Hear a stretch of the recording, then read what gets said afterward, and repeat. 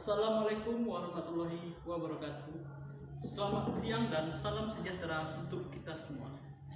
Dewan juri yang saya hormati, izinkan saya untuk memperkenalkan diri terlebih dahulu. Perkenalkan, nama saya Muafin Usraf sebagai pembicara satu pada tim oposisi. Pada kesempatan kali ini, mosi yang akan kita perdebatkan ialah Dewan ini menyesalkan narasi Galactic Zoo dan segera menghentikan semua proyek penelitiannya. Pengertian dari mosi ini yaitu ada dua poin yang saya ambil. Yang pertama narasi dan yang kedua Galactic Zoo. Narasi yang itu berarti sebuah cerita, sedangkan Galactic Zoo merupakan kebun binatang luar angkasa yang terdapat banyak alien. Jadi dapat saya simpulkan bahwa narasi Galactic Zoo merupakan cerita mengenai adanya kehidupan luar angkasa di mana kehidupan tersebut sangatlah besar sehingga dihuni berbagai macam alien. Sebelum saya masuk kepada latar belakang serta argumen, saya akan menanggapi terlebih dahulu pernyataan dari tim pembicara satu pemerintah. Itu dalam proyek ini menggunakan banyak pendanaan. Sementara pada sektor lain begitu banyak hal yang harus masih lebih penting pada proyek ini, seperti penyakit ataupun penelitian lainnya. Kita lihat penelitian tersebut dilakukan di negara-negara maju seperti Amerika Serikat. Kita tahu negara maju memiliki keuangan yang lebih baik pada negara-negara lainnya. Mereka tentu sudah mempunyai anggaran tersendiri untuk melakukan penelitian ini. Tentu saja dia sudah mempertimbangkan baik buruk serta dampak akan ditimbulkan. Dan dia sudah membagi itu dengan jelas untuk penelitian ini serta untuk penelitian yang lainnya baik di bidang kesehatan maupun bidang lainnya. Selanjutnya masuk kepada latar belakang. Berbagai temuan menarik kita jumpai di dalam alam semesta ini.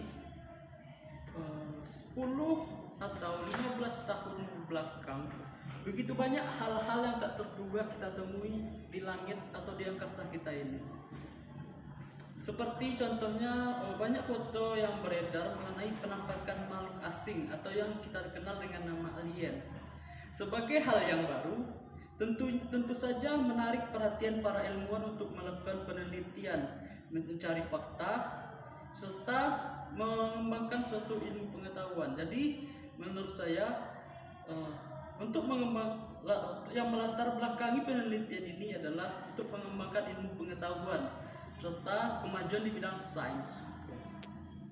Limitasi mosi kita pada hari ini, saya memberi batasan pada kemajuan teknologi serta ilmu pengetahuan. Masuk kepada argumen saya yang terlebih dahulu yaitu mengenai ilmu pengetahuan. Ilmu pengetahuan terus berkembang pesat. Begitu banyak hal yang kita jumpai, begitu banyak hal yang sedang diteliti.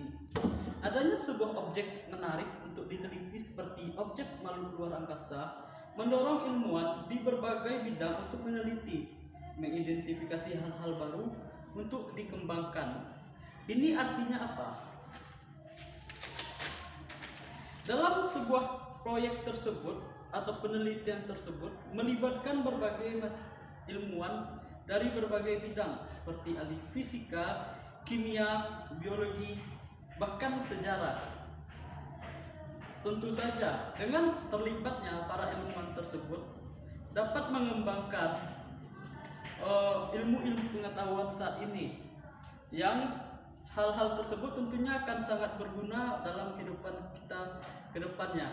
Jadi jelas dengan adanya proyek penelitian tersebut mendorong para ilmuwan di berbagai bidang sains maupun sosial untuk terus menggali, mengeksplorasi serta mengembangkan ilmu pengetahuan. Masuk kepada argumen saya yang kedua mengenai kemajuan teknologi. Proyek penelitian tersebut sangatlah membutuhkan teknologi yang tinggi, cepat, akurat, serta mampu mengatasi permasalahan dalam penelitian ini. Tentu saja dibutuhkan teknologi-teknologi terbaru yang dapat memudahkan para ilmuwan. Hal ini membuat para ahli di berbagai dunia untuk terus menciptakan dan berlomba-lomba dalam membuat alat-alat penelitian terbaru. Apabila alat itu sudah ada, tentu saja itu akan memudahkan dalam penelitian. Oke. Kita lihat bahwa alat yang dikembangkan atau teknologi yang digunakan dalam penelitian tersebut akan sangat bermanfaat tidak hanya pada proyek tersebut tapi juga kehidupan kita saat ini. Mengapa? Teknologi yang sudah ada pastinya akan terus dikembangkan agar teknologi tersebut tidak hanya digunakan dalam proyek penelitian tapi juga bisa diaplikasikan pada kehidupan kita saat ini. Contoh terbaru yang saat ini sedang dikembangkan yaitu proyek NASA menuju ke bulan. Kita mengambil salah satu contohnya dari itu, di mana tim NASA berhasil menciptakan ban tanpa angin yang digunakan untuk mendukung perjalanan mereka di Mars ataupun di bulan.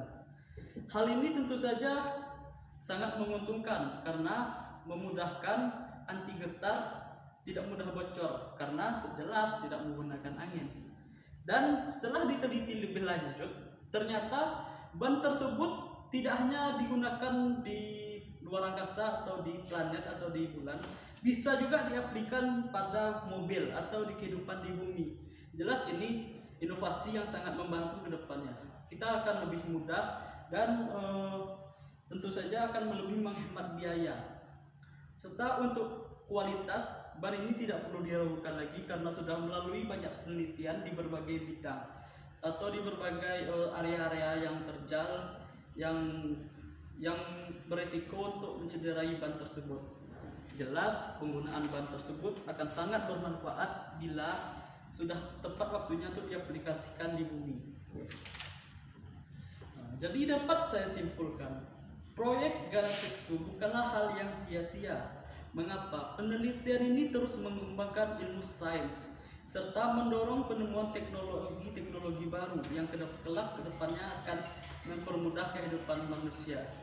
Jadi saya sebagai pembicara dalam oposisi menolak bahwa Dewan menyesalkan narasi Galacticsu dan serta menghentikan semua proyek penelitian karena proyek ini sangat bermanfaat pada bidang ilmu pengetahuan atau sains serta kemajuan teknologi ke depannya. Sekian dari saya, terima kasih.